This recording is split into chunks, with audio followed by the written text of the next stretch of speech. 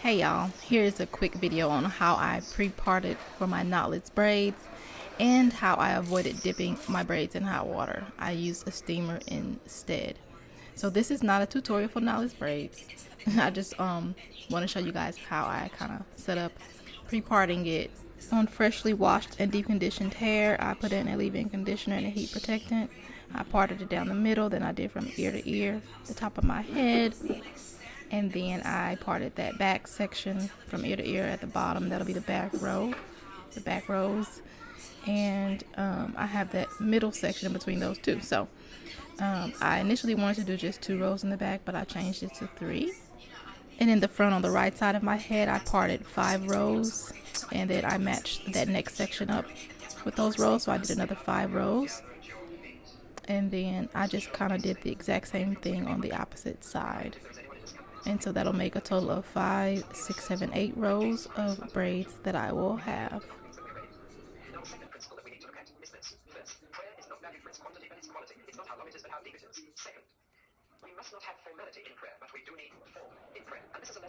Hair colors, I used, I believe, just 2 colors. It was the two-tone 30, which is close match to my hair, and then I added in a two-tone 27. I actually mixed these two together and it made a nice mixture. I brushed it out in between mixing the two. I didn't use a lot of hair. As you can see, I kind of already have a lot of hair on my head. So I kind of used very thin pieces and not that many. I didn't want it very bulky. It took me a few days to do these. They were kind of small, but not too small. But I absolutely love how they turned out.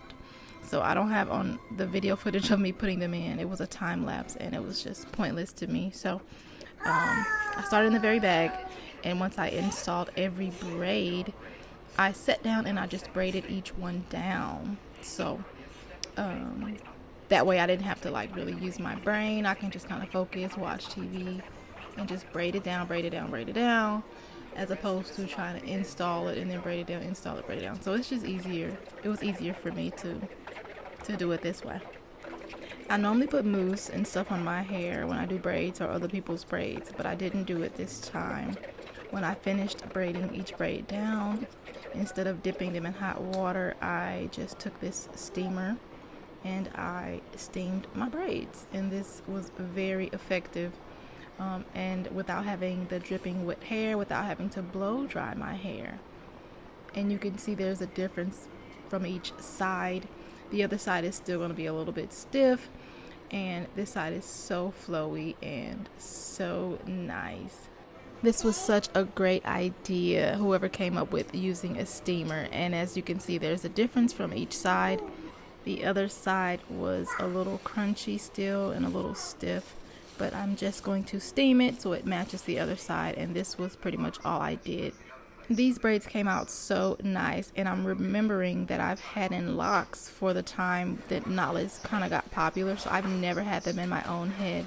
I've done tons of people's heads, but I've never done my knotless braids in my own head, and I absolutely love them. Even though I missed regular box braids, these are way better, in my opinion. And I can understand that some traditional box braids have other benefits. They may last longer, or some people may want their hair a lot fuller. But I think I benefit best from the thinner look and the less bulky look, the lighter weight braids. I just prefer those. So, and these are my braids a month later. I was very pleased with them. I really enjoyed putting the decor on as well. I have video footage I'll upload later, but that's the end of this video. Thank you so much for watching.